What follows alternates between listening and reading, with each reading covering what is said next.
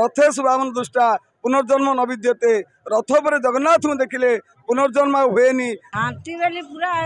आखिर नुह गड़ी आसो। आम अच्छु गुंडीचा मंदिर निकट में जेहेतु घंटा घंटा धरी अपेक्षा कर भक्त मैंने से सुलभ दर्शन करने आम सहित किसी अच्छा भक्त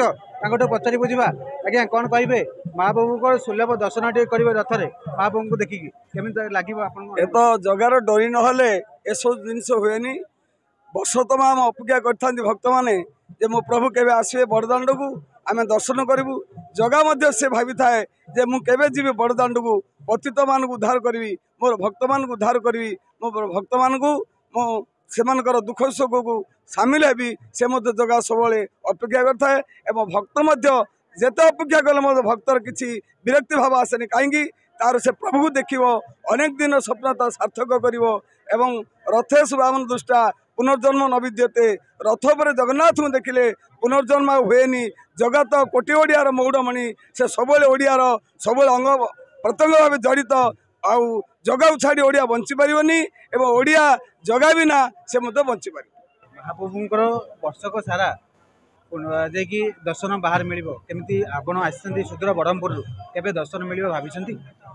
निश्चित भाव में कहीं जगह इच्छा न कले आम आसीपारू तार कृपा हेले ही आम पाख आसनु इच्छा करथिले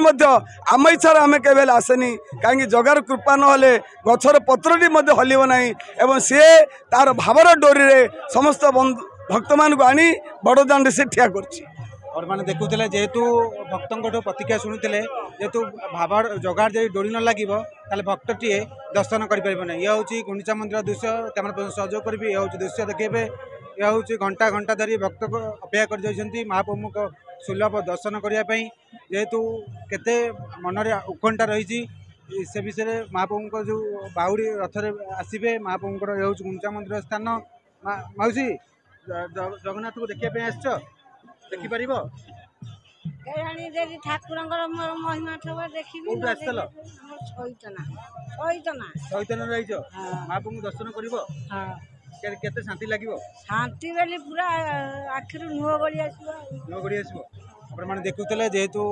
आखिर जो बुढ़ी माकुस मैंने प्रतिज्ञा दूसरे जेहेतु आखिर नुह गड़ी आसो से जो जगह को दर्शन करने पुरी सुमन मानिया रिपोर्ट सरकार न्यूज।